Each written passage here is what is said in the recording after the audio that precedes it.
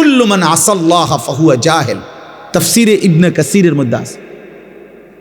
যেই ব্যক্তি, আমি কিংবা তুমি, যেই গুনাহ করে প্রত্যেক পাপী জাহেল, মূর্খ, জাহালাত, অজ্ঞতা। এটা এজন্য আইয়ামে জাহিলিয়াত কেন বলে? অর্থাৎ গুনাহ পাপ সীমা ছাড়িয়ে গেছে, এজন্য বলে অন্ধকার যুগ, আইয়ামে জাহিলি। ওই সময় কোনো মোমবাতি ছিল না, সেরাক ছিল না, কুপি ছিল না, এমন না। বাতি কুপি তো ছিলই, কেরোসিন তো ছিলই আগে, ওই সময়ও ছিল কেরোসিন। তাহলে বাতি, কুপি, লণ্ঠন এগুলো তো ছিলই, আলো। তো তাহলে অন্ধকার যুগ বলে কেন? অন্ধকার হলো ইনসানিয়তের অন্ধকার, অর্থাৎ গুনাহ এবং পাপ এইভাবে জওয়ান, বুড়া, নারী, পুরুষ, ঘরে বাইরে, একাকী, প্রকাশ্যে, সবার মাঝে খোলামেলা হয়ে গেছে যে সবাই মিলে একসাথে মদ খাইতেছে, সবাই মিলে যে যাকে পাচ্ছে তার সাথে জিনা করছে, নারী যাকে মন চায় তার সাথে শুইতেছে, পুরুষ যার সাথে মন চায় তার সাথে শুইতেছে। নাউজুবিল্লাহ। এত নিকৃষ্ট মানুষ হয়েছিল, কিতাবে আছে যে তখন বাবার মৃত্যুর পরে ওই ছেলেটা বাবার একাধিক স্ত্রীর মধ্যে ছেলে যেই মার ঘরে জন্ম নিছে, ওই মা ব্যতীত বাবার বাকি স্ত্রীদের সাথে সে স্বামী স্ত্রীর মেলামেশা করত। তাইলে অসভ্য কি পরিমাণ ছিল! অথচ এটাকে তারা কোনো আয়েব মনে করতেছিল না, আয়েব মনে করতেছিল না। আপন ভাই বোন জিনা ব্যভিচার করত, এটাকে তারা আয়েব মনে করতেছিল না। তৎকালীন সময়ে একটা মতবাদ ছিল যে আগুন যেখানেই থাকুক সবার, পানি যেখানেই থাকুক সবার, নারী যেখানেই থাকুক সবার। খোদার কসম, এটা মতবাদ ছিল, এই তিন জিনিস সবার। তাইলে এর জন্য বলে জাহিলিয়া, মানে মানুষের ভিতরে ন্যূনতম মনুষ্যত্ব, ভদ্রতা, জ্ঞান, আখলাক কিছুই ছিল না। এজন্য ভাইয়া আবারও বলি, আমি সব সময় বলি যে কোনো সার্টিফিকেটে মানুষ হয় না, আখলাকে মানুষ, চরিত্রে মানুষ। এজন্য বাংলা বই, অঙ্ক বই, ইংরেজি বই, পদার্থ জীববিজ্ঞান, রসায়ন বিজ্ঞান দিয়ে মানুষ হয় না, উপার্জন শিখা যায়, উপার্জন শেখা হয়। এজন্য ওই বইগুলোর কোনো বইতে, কোনো ক্লাসের কোনো বাংলা বইয়ে, অঙ্ক বইয়ে, ইংরেজি বই, পদার্থ জীববিজ্ঞান, রসায়ন বিজ্ঞান কোনো বইতে এ কথা লেখা নাই যে এই বইটি মানুষ গড়ে তোলার জন্য রচিত হয়েছে। না না, পদার্থ শিখাবার জন্য, এটা জীববিজ্ঞান শিখানোর জন্য, এটা গণিত শিখানোর জন্য, এটা সাহিত্য শিখানোর জন্য, এটা ইংরেজি শিখানোর জন্য, মানুষ গড়ার জন্য, ইনসান বানানোর জন্য আল্লাহ তাআলা দাবি করছেন এই কোরআন আমি নাজিল করলাম মানুষ বানাবার জন্য। সাফ হিসাব, সোজা হিসাব। অতএব কোরআন যার জীবনে নাই, কোরআনুল কারীম যে দেখে দেখেও পড়তে পারে না, কোরআন থেকে যে তার জীবনের জন্য কিছু গ্রহণ করে নাই, ও মানুষ হইতে পারে না। উপার্জনকারী প্রাণী হইতে পারে, ইকোনমিক্যাল অ্যানিম্যাল, অর্থনৈতিক প্রাণী, অর্থাৎ সে কিছু উপার্জন করতে জানে, কোনো না কোনো পেশায় সে কি করে, রোজগার করে, খালাস। কিন্তু ইনসান এটাকে বলে না, ইনসান এটাকে বলে না। ইনসান আখলাককে বলে, চরিত্র গুণে মানুষ হয়, টাকার গুণে না। কত টাকা বেতন? 1 লাখ টাকা। হ্যাঁ, তে মানুষের মতো মানুষ হয়েছে। কেমন হয়েছে? 1 লাখ টাকা। 1 লাখ টাকা কারো ইনকাম হইলে সে যদি মানুষ হয়, তো তাইলে যার ইনকাম 10 লাখ টাকা সে তো মহামানুষ, সে তো মহামানব, বোঝে না? সে তো আতির ওমান। তাইলে ওই যে দেখেন, ওই বেয়াদব দেখেন, এই যে দেখছেন, ওই বেয়াদব আবার হাসে নিজে নিজে। হ্যাঁ, না না কিছু বলে না, আমি বলবো, আমি বুঝাইলাম আর দেখাই আর কি মাঝে মধ্যে। এই যে বললাম যে প্রতিবন্ধী, কোনো শব্দে কাজ করে না, ব্রেনে কাজ করে না, আমি তো এটাই বুঝাইতে চাই, এটাই তো দেখাইলাম।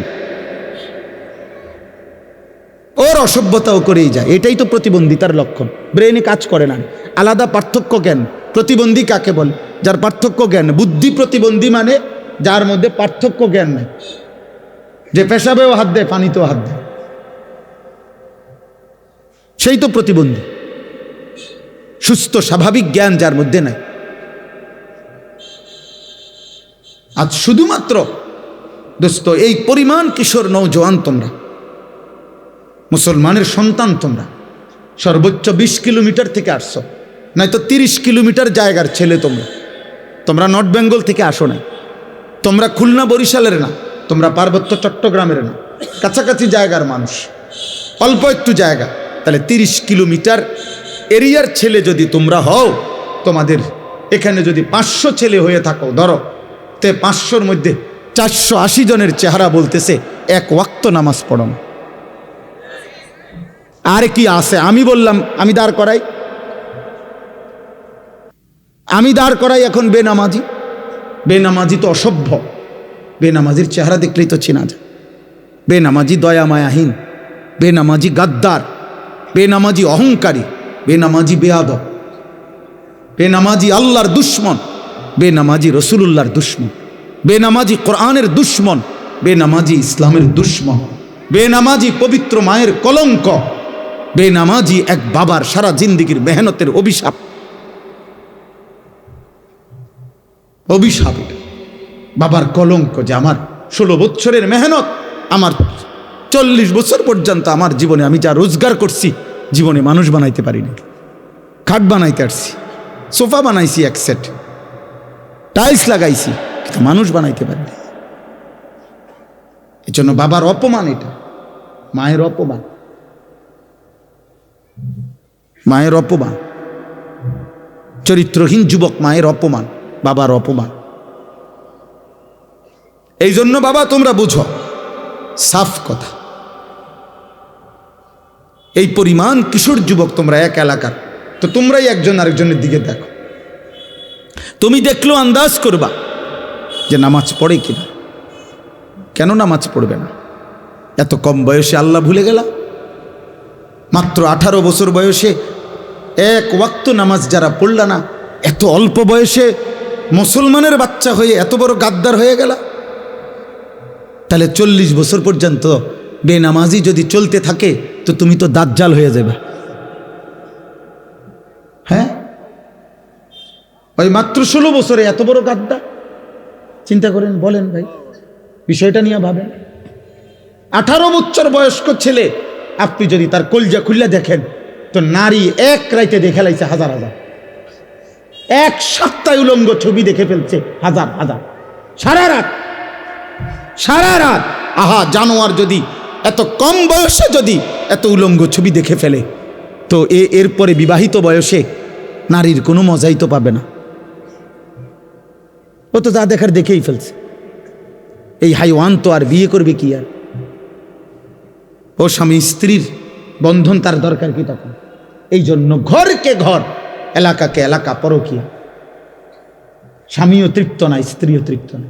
বেডিরও হিসাব হইল না, আমার হিসাবে আমি আরো ভালো বেড়া ফাইলাম হইলে, বেডার হিসাব হইল না রে, আমি ঠকছি রে, আমি তো আরো কি রে, আমি আজীবন ভর মোবাইলে কি দেখলাম, আমি এটা কি ফাইলাম, এত বালা বালা বেডি তো আমি মোবাইলেই দেখছি।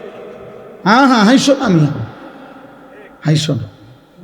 আর কোনো দিন সুখ মিলবে না, আর কোনো দিন সুখ মিলবে না। জীবনের এই অতৃপ্তি, খোদার কসম, সবচেয়ে বড় অতৃপ্তি।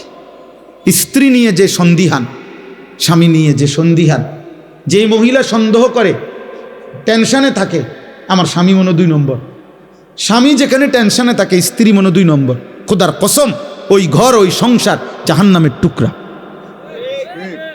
ওইখানে পৃথিবীর সমস্ত বালাখানা, পৃথিবীর সমস্ত নাজ ও নিয়ামত যদি দেওয়া হয়, স্বামী স্ত্রীর এই অবিশ্বাস, এটা পৃথিবীতে আর কোনো দিন ওই ঘরে সুখ আনে না, সুখ আনে না। এটা তোমরা, আমি বললাম বাবা, আমার কথা মনে রাখো আব্বা, তোমরা পদে পদে তোমরা যারা এই বেহায়াপনা করছো, এর মাসুল খোদার কসম, নাফরমান ছেলে, তোর পাপের মাসুল তোর বাপে দিবে না, তোকে দিতে হবে। আমি বলে গেলাম, আমার নাম মনে রাখো, তোমাকে দিতে হবে। বললাম, তোমাদের এই চরিত্রহীনতা, তোমাদের এই দিবানিশি মোবাইলের আসক্তি আর নারী ছবি, এই অশ্লীল জিনা ব্যভিচার নিয়ে পড়ে আছো, মদ জুয়ায় আসক্ত হয়ে নারী, ছবি, জিনা, ব্যভিচার, নাটক, সিনেমা, বন্ধুদের আড্ডা, ঘন্টার পর ঘন্টা, 24 ঘন্টা। এমন শত শত মুসলমানের ছেলে, তাগড়া, জওয়ান, কিশোর, যার শরীর, দেহ, মন সব সুস্থ, অথচ এ বলতে পারবে না গত 24 ঘন্টায় সে কি করছে, নিজের জন্য কি করেছে, এই দেশের জন্য কি করেছে, আগামীর আখিরাতের জন্য কি করেছে, কিছুই জানেন, কিছুই জানেন। 8 ঘন্টা পার হয়ে গেছে, জিজ্ঞাসা করেন যে বাবা কি করছো, সর্বোচ্চ খবর পাবেন যে কিছু বুট খাইছে, বাদাম খাইছে, মোবাইল টিপছে, বন্ধুদের সাথে আড্ডা দিছে, একজনের লাথি দিছে, আরেকজনের শার্ট টাইনা ধরছে, আরেকজনের জুতা চুল টাইনা ধরছে, আরেকজনের কাছে এমন মেয়ের বিশ্রী কথা, মেয়েকে কি নিয়ে ছবি, অশ্লীলতা, যেগুলো নিজেদের মধ্যে বলে এমন জঘন্য বিশ্রী কথা যে কুত্তাও এগুলা বলে না, কোনো কুত্তাও এরকম বলতে পারে না, মানুষের বাচ্চা তো দূরে থাক, কোনো কুকুর শুকরের মুখেও এমন কথা মানাবে। আস্তাগফিরুল্লাহ, আস্তাগফিরুল্লাহ। মা ইয়ালফিজু মিন কাউলিন ইল্লা লাদাইহি রাকিবুন আতীদ। আল্লাহ বলে, বান্দা তোমাদের জবান দিয়ে যা কিছু বের হয় প্রত্যেক শব্দ আলাদাভাবে আমার একজন ফেরেশতা শুধু তোমাদের শব্দ কথাগুলো আলাদাভাবে লিখতেছে। আমাদের ডান কাঁধে বাম কাঁধের আমল নামায় সারা দেহের সব কর্মকাণ্ড লেখা হয়, আর শুধু জবানের কথা এখানেও লেখা হয় আমল নামা, আবার আলাদা আরেকটি ফাইলে লেখা হয়। এটাই তাফসীর। আমাদের প্রত্যেককে মনে রাখতে হবে, কিশোর ভাই, যুবক ভাই, কেন আমি এতটা অস্থির, খোদার কসম আল্লাহ রসুল বলছে প্রত্যেক মানুষকে তার জীবনে শুধু যৌবনকালের হায়াতের যৌবনকালের হিসাব দিতে হবে তাকে 2 বার আল্লাহর সামনে আখিরাতে, 2 বার। একবার আন উমরিহি ফিমা আফনাহু, একবার তার পুরো হায়াতের হিসাব দিতে হবে, তো পুরো হায়াতের মধ্যে যৌবন বলতে হবে। আরেকবার আলাদা আল্লাহ আবার বলবেন, বান্দা এবার আবার বলো ও আন শাবাবিহি ফিমা আবলাহু, তোমার যৌবন কোথায় ব্যয় করেছ, কমপক্ষে 15 বছর থেকে 40 বছর, এই মাঝের এই 25 বছর আলাদা আবার বলো, আবার বলো। এই 25 বছরের রাত্র দিন সকাল দুপুর সুস্থতা আমি আল্লাহ যোগ্যতা দিছিলাম, সবল স্বাস্থ্য, শরীর, সুস্থতা, সমস্ত অঙ্গের পূর্ণ ক্ষমতা আমি দিয়েছিলাম, বান্দা সেটা আমার পথে ব্যয় করেছো কতটুকু, শয়তানের পথে ব্যয় করেছো কতটুকু, বলো। সেদিন বুঝবা আব্বা ফেরেশতার এক এক লাথি কি জিনিস, সেদিন বুঝবা। হাদিসের মধ্যে আছে, তাফসীরে, ফেরেশতা জাহান্নামের মাঠ থেকে জাহান্নামীদেরকে নিবে হাঁটাইয়া না লাথি দিয়া দিয়া, একটা একটা লাথি দিয়া দিয়া, ফেরেশতা লাথি দিয়া দিয়া নিবে। সেদিন বুঝবা। দুনিয়া তো তুমিও ভোগ করো, আমরাও ভোগ করি। আজকের দুপুরে যদি তোমরা খানা খাই থাকো, তা আমরা চিরা খাই নাই, আমরা খানাই খাইছি, আমরা খানাই খাইছি। সকালে যদি তুমি নাস্তা করে থাকো, তো আমরা বন খাই নাই, আমরা নাস্তাই খাইছি। তো দুনিয়া তো তুমি ভোগ করলা, আমরাও ভোগ করলাম।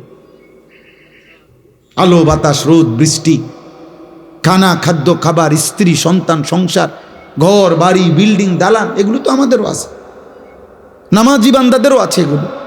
তাহলে বেনামাজি, পাপী, নাফরমান আলাদা কি ভোগ করছে? আলাদা তো ভোগ করছে না, গুনাহ করছে। আর গুনার মধ্যে কোনো উপভোগ নাই, আফসুস আছে।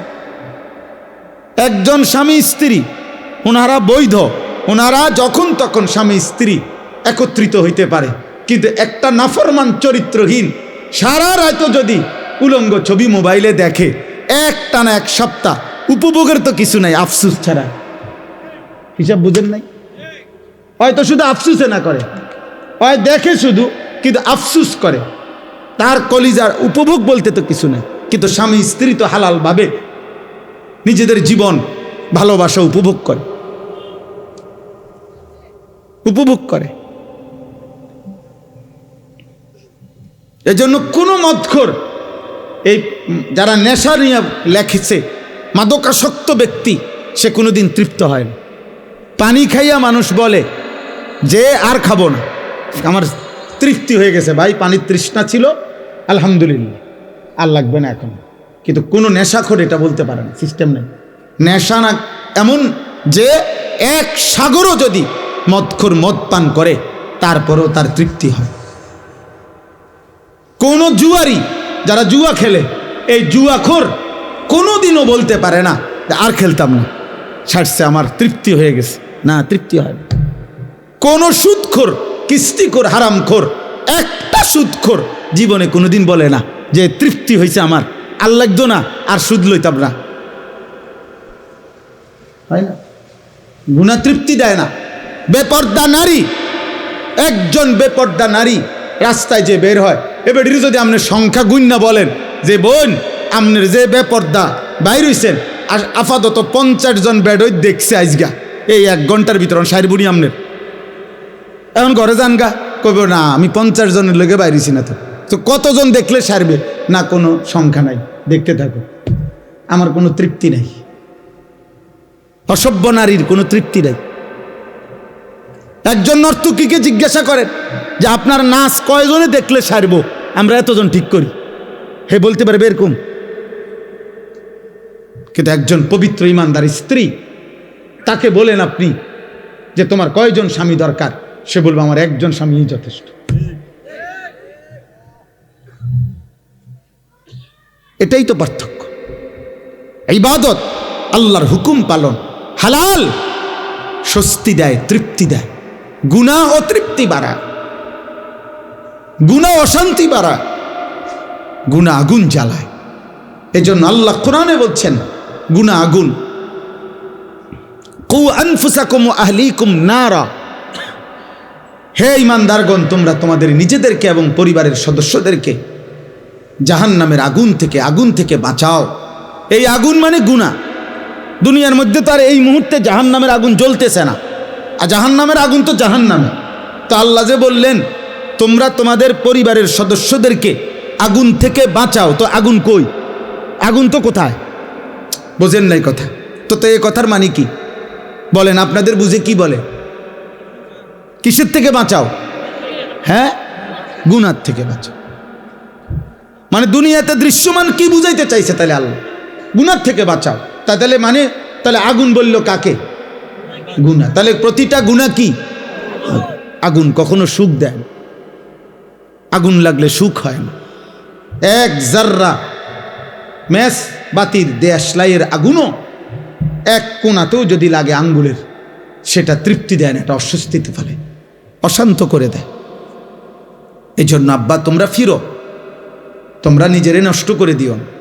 হইতে পারে বাবা পারতেছে না, তোমাদের বেঈমানের মতো চুল, মুশরিকের মতো চুল দেখলে ভয় পায়, বাবা ভয় পায়, তোমার মা তোমাকে ভয় পায়, যে সন্ত্রাসী মাস্তান চাঁদাবাজের মতো চেহারা, চুল, এই বেঈমান, ওরে দেখলেই তো ভয় পাই, তা বাদ দে, ফিসা দিয়া ফির। আহা, মা যদি বলে ফেলে তা বাদ দে, আর হইতো না। আল্লাহ পাকের ইচ্ছা আর পারলাম, আহারে অভিশাপ তো লাগিয়ে গেল। বাতে না খাইতে আর বাবা, আখেরাত তো আর মিলবে না। মায়ের কলিজার দোয়া না নিলে, বাবার কলিজার দোয়া না নিলে, কোনো ইমানদারের দোয়া না নিলে, কোনো আলেমে দ্বীনের দোয়া না নিলে, আল্লাহর দয়া না হলে আখেরাতের মুক্তি মিলবে কিভাবে? গুনাহ করতে করতে। তাইলে এজন্য বুঝতে শেখো, তুমি তোমারে রহম করো। আমি প্রত্যেক দিন বলি, ছেলেরা, অসংখ্য ছেলে তুমি নিজের হাতে নিজেরে ইচ্ছা করে নষ্ট করে দিচ্ছ, কেউ তোমা করে মনে রাখবে না। একটা পাপী, একটা নাফরমানকে, পাপীকে পৃথিবীর মানুষ শ্রদ্ধার সাথে স্মরণ করে না রে। ফেরাউন, এই নাম সে তো দুনিয়া ভোগ করছিল, কিন্তু এই নাম পৃথিবীর মানুষ কোনো কুত্তার নামও রাখে না। নমরুদ, এই নাম পৃথিবীর মানুষ কোনো কুত্তার নামও রাখে না। আবু জেহেল, আবুল আহাব, এই নাম পৃথিবীর মানুষ কোনো কুত্তার নামও রাখে না, কোনো জানোয়ারের নামও রাখে না। কিন্তু বেলাল, এই নাম পৃথিবীতে 1450 বছর পরে এক হাবশি গোলাম কৃতদাস ছিল, কিন্তু আল্লাহকে রাজি করছে।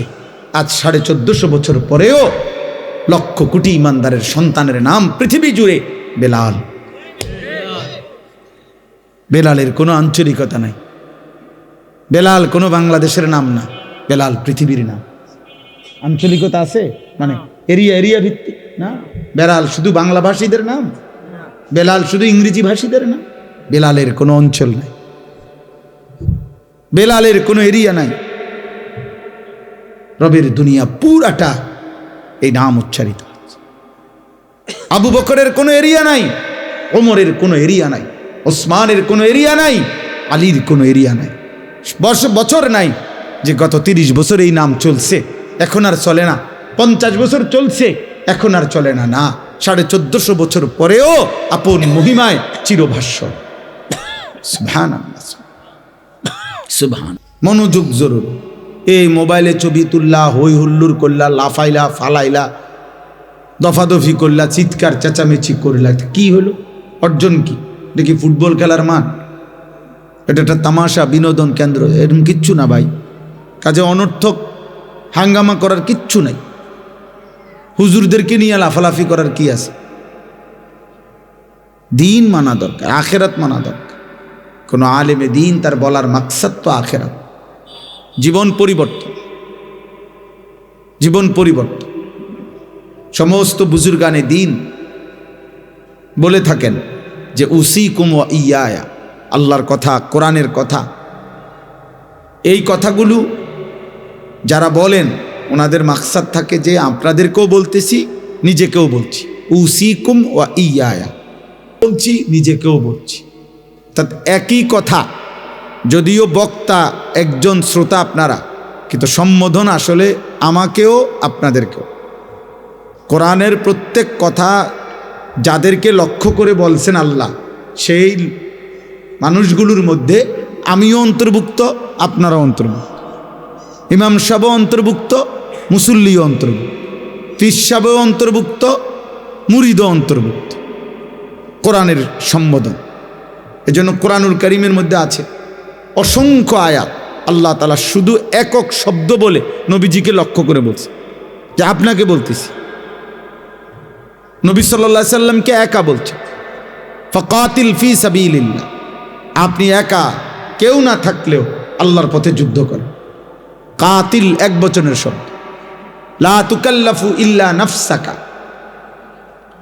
আপনি আপনার ব্যাপারে প্রতি মুহূর্তে জবাবদিহি দিতে হবে, হিসাব দিতে হবে। আল্লাহ বলছে পৃথিবীর কেউ যদি আপনার কথা না মানে, তবুও আমি আল্লাহর কথার উপরে আপনি রসুল একা হলেও মানতে হবে, পালন করতে হবে। এরকম অনেক শব্দ। হাররিদিল মুমিনিন, আপনি মুমিনদেরকে আল্লাহর পথে উৎসাহিত করুন, একক শব্দ। ওয়ামুর আহলাকা বিসসালাহ, আপনার পরিবারের সদস্যদেরকে নামাজের আদেশ করুন, এই যে একক শব্দ। ওয়ালা তাজআল মাআল্লাহি ইলাহান আখারা, আপনাকে বলছি নবী, আমি আল্লাহর সাথে কাউকে ডাকবেন না, মিলাবেন না। নবীকে আল্লাহ বলছে লা ইন আশরাকতা লা ইয়াহবাতান্না আমালুকা, আপনার থেকেও যদি আমি আল্লাহ এক বিন্দু কোনো শিরিক দেখি, তা আপনি রসুলেরও সারা জিন্দিগির সব আমল একসাথে শেষ করে ফেলে দেব। তাহলে এই একক শব্দ, তার মানে আমরা প্রত্যেকেই মুখাতাব, রসুলও উম্মত, সাহাবারাও অনুসারীরাও। কোরআনুল কারীম আমাদের সবার জন্য, সবার জন্য। কোরআনুল কারীমের মধ্যে আল্লাহ বলছে আমানার রাসূলু বিমা উনজিলা ইলাইহি মির রাব্বি ওয়াল মুমিনুন, আমি আল্লাহর পক্ষ থেকে যেই কোরআন নাজিল হয়েছে, এই কথাগুলো রসুল তিনিও মেনে নিয়েছেন এবং ইমানদাররাও মেনে নিয়েছেন, সকলেই মেনে নিয়েছে, সবার জন্য। এজন্য রাসূলুল্লাহ সাল্লাল্লাহু আলাইহি সাল্লাম হাদিসের বর্ণনা আছে যে কোনো আমল এমন নাই, একটি আমলও এমন নাই যেই আমলটি সাহাবারা বেশি করছে অথচ নবীজি কম করছে না, বরং সকল আমল এমন যে সাহাবারা যেটুকু করছেন রাসূলুল্লাহ সাল্লাল্লাহু আলাইহি সাল্লাম সর্বদাই তা বেশি করছেন, বেশি করছেন তিনি। এমন কোনো আমল নাই যেটা তিনি কম করছেন, যে আমি যেহেতু নবী, আমি যেহেতু আমার তো একটু বিশেষ সারটার আছে, হ্যাঁ, তোমরা পালন করো, আমি ঘুমাই। না, এটা না। আমরা উভয়েই মুখাতাব, উপরে নিচে আমরা সবাই মুখাতাব। হুজুর পাবলিক আমরা সবার জন্যই দিই, আমাদের সবার হিসাব হবে, আমারও আপনাদেরও, ছেলেরা তোমাদেরও, বাবারা তা আপনাদেরও, এবং আলাদা আলাদা হিসাবে, আলাদা আলাদা। বাবার পক্ষ হয়ে ছেলে কথা বললে হবে না, ছেলের পক্ষ হয়ে বাবা কথা বললে হবে না, মুরিদের পক্ষ হইয়া ফিসাব কথা বললে হবে না। যেই সমস্ত ব্যক্তিরা মনে করে বা বলে যে বাবা তরায়া দিব, বাবা পার করে দেবে, ভণ্ড এগুলো। বাবারে তো হুক বানাই বেটা, বাবায় তো দৌড়ের উপরে থাকবো বেটা, সাসা জেডা ফুফা খালু সবই তো দৌড় দিব বেটা আখেরাত। বাপ চাচা স্বাস্থ্য ভাই জ্যাঠতো ভাই কারোই তো হুঁশ নাই। তাইলে প্রত্যেকেই একজন একজন করে আল্লাহ তাআলার সামনে দাঁড়াইতে হবে। ওয়াকিফুহুম ইন্নাহুম মাসউলুন। কোরআনুল কারীমের মধ্যে আছে, আল্লাহ তাআলা বলেন, আল্লাহ বলবেন ফেরেশতাগণ আমার একজন একজন বান্দাকে আমার সামনে এনে দাঁড় করাও, আজ আমি আল্লাহই নিজে জিজ্ঞেস করব। আল্লাহ জিজ্ঞেস করবেন, ওয়াকুল্লুহুম আতিহি ইয়াউমাল কিয়ামাতি ফারদা। আল্লাহ বলেন সকলেই তোমরা কিয়ামতের দিন আল্লাহ তাআলার সামনে আসতে হবে একজন একজন, ফারদান আই ওয়াহিদান, একজন একজন, একজন একজন করে আসতে হবে। এজন্য নওজোয়ান যার যা মনে করতেছো, ফুর্তি রং তামাশা খামখেয়ালি, এজন্য অনেকে নামাজ পড়ো না, যে কেউ বলে না, তুমি মনে করছো তোমার আব্বা যেহেতু ধমকায় না, খালাস আর কি, তোমার মা যেহেতু কিছু বলতেছে না, অতএব সমস্যা কি আর, এই গ্রামের এই এলাকার এই বাড়ির মহল্লার বা তোমার আপনজন আত্মীয় স্বজন কেউ যেহেতু আর তোমাকে এখন বলতেছে না, এই জন্য তুমি নষ্ট হয়ে গেলা, আল্লাহ চিনলা না, নামাজ পড়লা না, চরিত্রহীন হয়ে গেলা, নারী ছবি অস্থির দৃশ্য উলঙ্গ নাচ গান দেখে নিজেকে চরিত্রহীন বানায় দিলা। তো তুমি মনে করো যে এ কথা মনে রাখতে হবে, বাপ আমিও, আমরা সকলেই, এই পৃথিবীর সবাই ছেড়ে দিবে কিন্তু আল্লাহ ছাড়বেন। আর সবাই নজর রাখলেও তিনি হিসাব নিবেন, সবাই নজর না রাখলেও তিনি হিসাব নেবেন। আমি এই আয়াতই পড়ছি এখানে, আমি বলবো এক্ষুনি শোনাচ্ছি। আল্লাহ তাআলা বলছে, বান্দা তুমি আমার আড়াল হইতে পারবা না। আজ কেউ নিজেকে চালাক, স্বাধীন, আজাদ, মুক্ত, বুদ্ধিমান মনে করার সুযোগ নেই। প্রত্যেক পাপী, প্রত্যেক নাফরমান মূর্খ, প্রত্যেক পাপী মূর্খ, প্রত্যেক নাফরমান মূর্খ, প্রত্যেক নাফরমান। এর মধ্যে সবচেয়ে বেশি মূর্খ হইল যার কপালে সেজদা নাই। সবচেয়ে নিকৃষ্ট, আসমানের নিচে জমিনের উপরে সবচেয়ে নিকৃষ্ট প্রাণী হলো ওই নাফরমান যে সেজদা দেয়। হয় জানোয়ারও না, জানোয়ারের জাতও না, জানোয়ারের চাইতো নিকৃষ্ট। মানুষ তো নাই, ওটা কোনো জানোয়ারও না, বাস্তবতা এটা। বেনামাজি আসলে কোনো জানোয়ারও না, মুসলমানও না, মানুষও না, জানোয়ারও না, এটা জানোয়ারের চাইতে নিকৃষ্ট। জানোয়ার এই জন্য না, কেন? জানোয়ার আর মানুষ এর হুকুম বরাবর না, কারণ ওরে সেজদা দিতে বলে নাই, গরু ছাগল কুকুর বিড়ালকে সেজদা দিতে বলে নাই, এজন্য সে দেয় না। তাহলে তার সমান হবে কেমনে সে? সেটা তো সেও প্রতিবাদ করবে। একটা মানুষ বেনামাজিকে যদি কুত্তার সাথে তুলনা দেয়, কুত্তা প্রতিবাদ করবে যে কি যুক্তিতে আমারে তার লগে মিলাইছেন। আজকে যদি এমন হইতো যে আমার উপরেও হুকুম তার উপরেও হুকুম, আমরা দুইজনে অবাধ্যতা করছি আল্লাহর, তাইলে না সমান সমান হইতো। তা আমারে তার সাথে মিলাইলেন কেন? আমারে গরুর সাথে মিলাইলেন কেন? গরু প্রতিবাদ করবে যে আমার সাথে তারে মিলাইলেন কেন? এটা মনে রাখো বাবা। এই জন্য প্রত্যেক পাপী একেবারে সবচেয়ে বেওকুফ আল্লাহর নাফরমান বান্দা, নাফরমান, কোনো সন্দেহ। কারণ আল্লাহ তাআলা এই সৃষ্টি জগতের সব কিছুকেই কিছু না কিছু আকল, দিমাগ আল্লাহ দিছেন। এটা কোরআন শরীফে আছে, আতা কুল্লা শাইইন খালকাহু সুম্মা হাদা। আল্লাহ তাআলা বলেন আমি সব কিছু সৃষ্টি করেছি, তিনিই করেছেন, এবং তিনি সকল সৃষ্টিকে তার প্রয়োজন পরিমাণ হেদায়েত দিক নির্দেশনা আল্লাহই দিয়েছে। নাহলে একটা পিঁপড়া কেমনে বুঝে যে তার খাবার ওইখান থেকে খাইয়া চলে আসলে হবে না, কিছু নিয়ে আসতে হবে, তাকে গর্তে জমা করতে হয়, এটা সে বুঝলো কেন? একটা পিঁপড়া কেমনে বুঝলো যে তার খাবার এই পাউরুটির কোনা, বনের কোনা কানি, সে ওই দেখো ওই বেয়াদব দেখো, ওই যে হাসে প্রতিবন্ধীর মতো, হ্যাঁ বোঝেন নাই কেন হাসছে, নিজেও কইতে পারবে না। না তো শরম পাইলে কি আর মানুষে হাসেনি? সীমাহীন মোবাইলে আসক্ত ব্যক্তি প্রতিবন্ধী, এটা সবসময় মনে রাখবে। আর সেলফি যারা তোলে নিজে নিজে চোখ, ওই তার সিরা, হ্যাঁ বাস্তব, সে পুরা তার সিরা। কারণ হলো নিজেরটা নিজে দেখে ভাল লাগে, নিজের গুণে নিজে মুগ্ধ, নিজের সৌন্দর্যে নিজে মুগ্ধ, তারই পাগল বলে।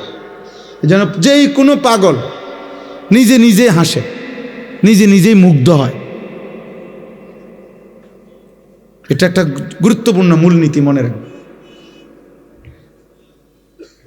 এজন্য কোনো সুস্থ স্বাভাবিক মানুষ এই সেলফি তুলতে পারে না, নিজের ছবি নিজে তোলে, নিজের কাছে নিজে হাসে, নিজের রঙে নিজে নাচে, এ তার সিরা মানুষ, প্রতিবন্ধী মানুষ, তার ব্রেনের সমস্যা, মানসিক সমস্যা।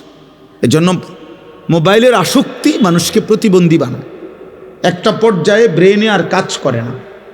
এখানে আলেম, বয়স্ক, মুরব্বী, হুজুর কোনো কিছু আর সে ধার ধারে না যে এটা এখানে মানাবে কিনা, আমি যা করছি এটা ঠিক কিনা, এখানে এটা এই জায়গায়, এই পরিবেশে, এই পরিস্থিতিতে এটা হবে কিনা, উচিত কিনা, খাপ খায় কিনা।